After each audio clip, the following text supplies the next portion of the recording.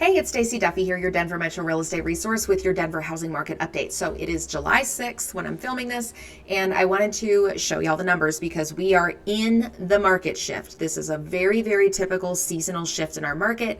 We've been feeling it for probably the last 2, 3, 4 weeks. I'm feeling it out there with my clients. And so I want to explain what's happening right now and what is very likely going to happen given seasonal history, right? So just looking at data and patterns. So our closed median price, we are up to 596.6, and this is for the South Metro Denver Realtor Association. That's a 7-county metro data selection for the Denver metro area, and it includes attached, detached, all residential housing. So median price is just under 600. Our average price is just over 7. We're up to 704.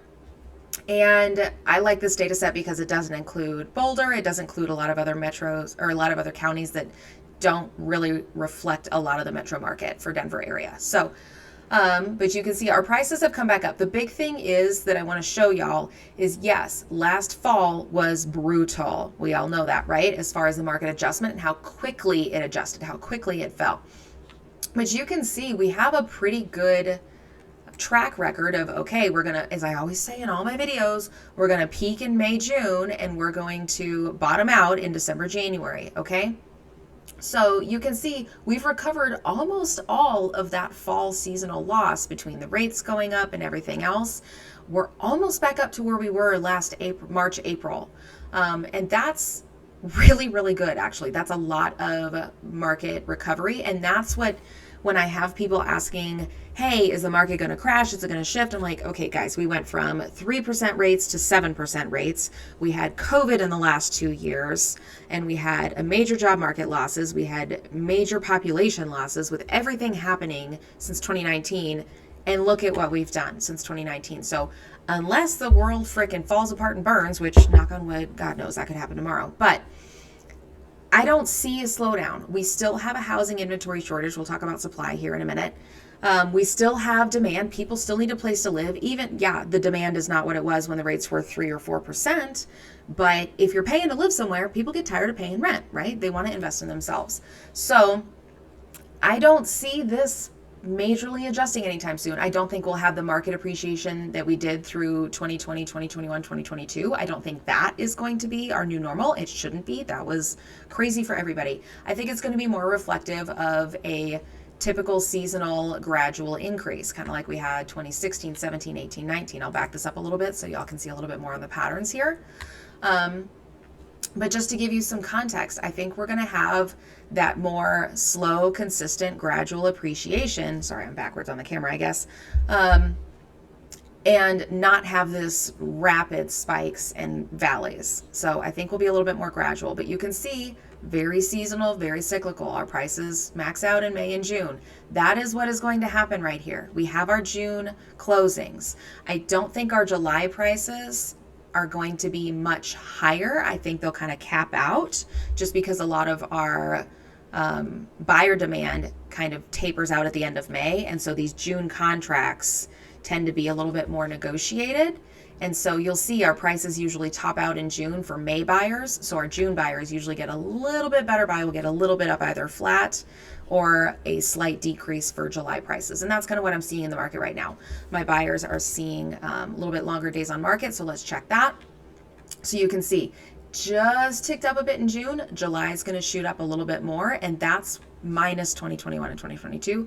That's really typical, guys. So in 2018, 2019, from June to July, we add a few days on market. June to July, we add a few days on market, 2, 3, 4 days. That's what I'm definitely seeing in the market. Instead of things selling in 3, 4, 5 days in the first weekend, they're going to sell in second, third, or fourth weekend. So if you're listing your property for sale, what I'm telling my sellers is, okay, this time of year, be prepared for that days on market to kind of drag on. So my message is always, let's get ahead of it. We know this is going to crest and fall in this prices. We know the, here, showings depending. How many showings are we going to need?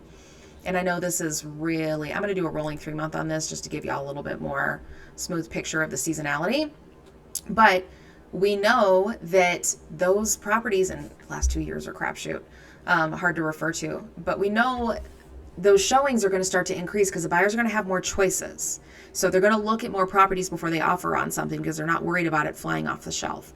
So it's going to take a little bit longer for those properties to get under contract. In positioning your property well, pricing it aggressively, knowing that our median prices, and I'm going to go back to monthly, and just a few years here so it's easier to see, knowing that we're at the top right now. This is our top. It's going to start to go down. So let's not chase the market downwards. Let's get a little bit ahead of it, price it aggressively, and get it sold quicker versus trying to get every penny out of it. And now you're chasing the market and reducing the price and losing all your leverage as a seller. Okay? Position it well, price it aggressively this time of year. That's going to benefit you. So that's what I'm telling my sellers right now. And I'm also setting the expectation with them of, hey, the showings, it's going to start taking more showings. This is going to start to tick up as far as how many showings it takes to get buyers to make an offer. I think 2-1 or 1-0 buy downs are going to start to get really popular here in the next few months again because the rates have gone up a little bit again, not significantly, but a little bit. And so seller incentives, I think buy downs are a great option to help buyers get into a home right now. It gives them some temporary relief on the payment. Assuming that their agent understands that that's to their benefit and the buyers understand that's to their benefit. It's going to help them more than reducing the price. They may not understand that though. So your listing agent needs to understand how to communicate that. I know how to communicate that for my sellers and how to communicate that to the buyer's agents. So that's something that I think will become more popular over the next few months here as we have kind of our slower late summer and fall seasonal markets. Another thing I wanted to show is our months of supply. So our inventory. Our inventory's gone up because more people list in March, April, May, June, July. So for my buyers, what we've been seeing is, hey, we can go look at 10 houses in a day and there's only 2 or 3 other appointments.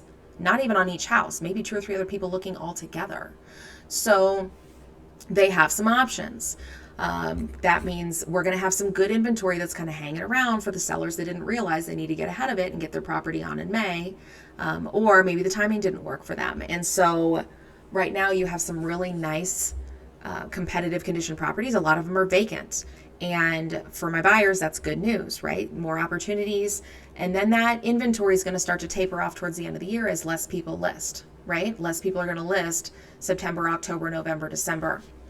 Less buyers out, but even less listings out there. And most people are just going to wait till January, February to kind of catch the spring inventory and the spring market coming up.